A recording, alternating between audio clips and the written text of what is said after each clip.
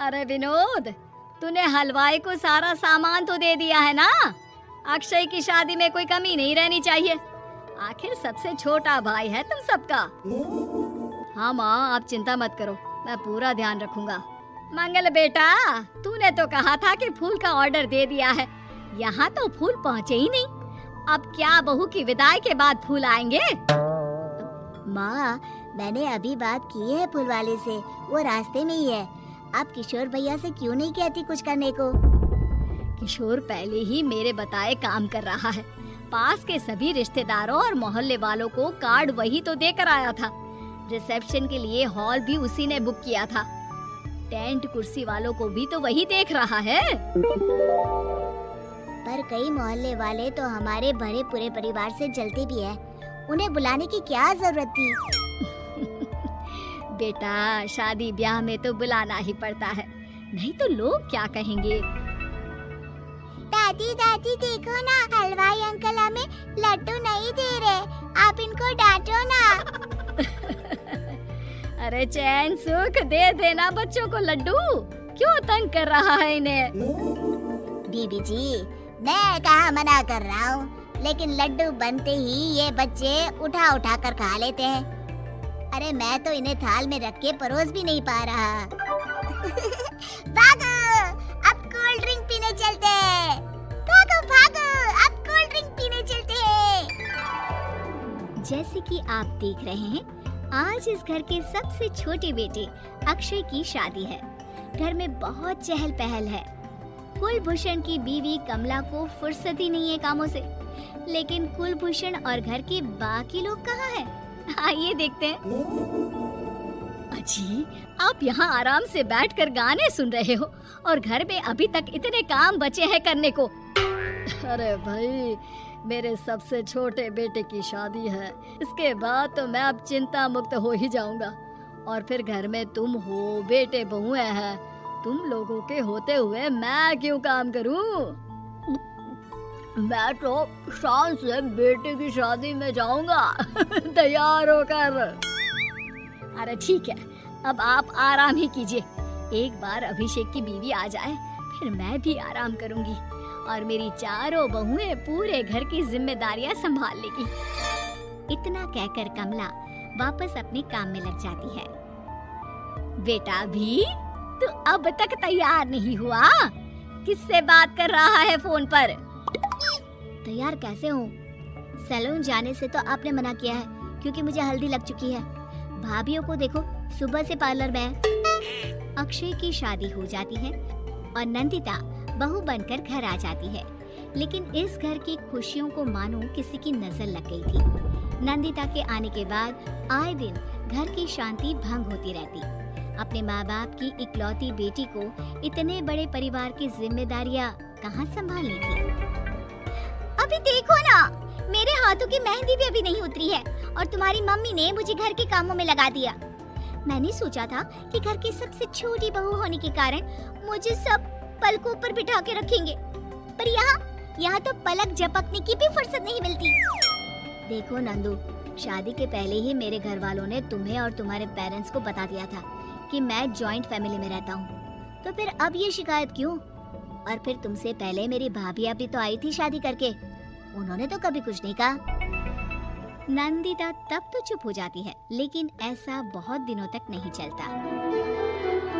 अरे नंदिता, माँ बाबूजी की दवाई का टाइम हो गया है, उन्हें दवाई दे आओ और उसके बाद सबके लिए नाश्ता बना देना। पर भाभी, मैं तो अभी अपना फेवरेट सीरियल देख रही हूँ। प्लीज मेरी जगह आप कर लो ना ये काम। ठीक है, मैं तेरी जगह माँ बाबूजी को दवाई दे आती हूँ और नाश्ता बना लेती हूँ। तू मेरी जगह पूरे घर की डस्टिंग करके 5 बच्चों को स्कूल के लिए तैयार करके भेज देना और दोपहर का खाना बनाने के बाद कपड़े धोकर सुखा देना। उसके बाद हम दोनों मिलकर बाजार जाकर सब्जी ले आएंगे, फिर डिनर की तैयारी कर लेंगे और उसके बाद बस भाभी, मैं माँ बाबूजी को दवाई देकर सबके लिए नाश्ता बना देती हूँ। ये भगवान, ये कहाँ लाकर फंसा दिया मुझे। मेरे घर में तो गिनती की 8 रोटियाँ और 2 सब्जी बनती थी और नाश्ता निपट जाता था। यहाँ तो रोटियों का ढेर और सब्जियां बड़े बड़े पतीलों में बनानी पड़ती है।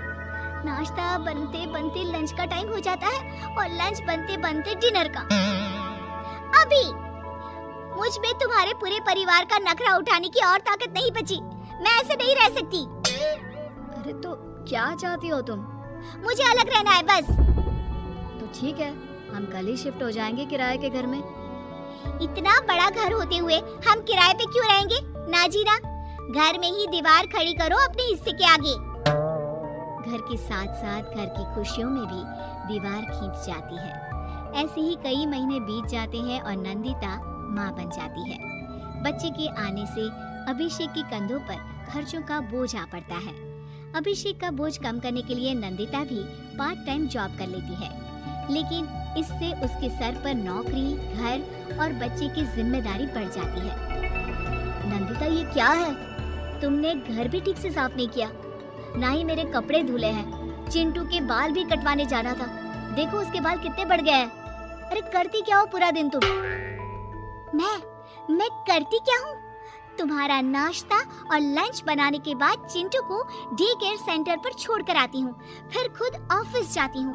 पूरा दिन काम करके आने के बाद बिना आराम किए बाजार से सब्जियाँ लेकर आती हूँ, घर आकर खाना बनाती हूँ, चिंटू को देखती हूँ और क्या करूँ मैं? तो किसने कहा था अपने सर पर इतने काम लेने को? मत जाओ ऑफिस। ऑफिस जाए बिना घर के खर्चे कहाँ से पूरे होंगे? चिंटू की डे केयर का खर्च, उसके लिए बेबी फूड का खर्च, प्रेस वाले का खर्च, ये सब तुम्हारी सैलरी से होता नहीं है। अगर परिवार से अलग नहीं होती तो इतनी मुसीबतें नहीं उठानी पड़ती तुम्हें परिवार के साथ मिलकर काम करने में दिक्कत थी, लेकिन काम तो अब भी बहुत है तुम्हारे सर पर। चिंटू को भी डे केयर भेजने की जरूरत नहीं पड़ती। उसको गोद में खिलाने के लिए दादा दादी और घर के सभी बड़े होते। उसके साथ खेलने के लिए उसके भाई बहन भी होते। मेरे तीनों बड़े भाइयों के बच्चे भी बड़े हुए हैं, लेकिन बिना महंगा बेबी फूड खाए, क्योंकि मेरी माँ और भाभियाँ बहुत अच्छे से जानती है कि बच्चे को क्या खिलाना चाहिए।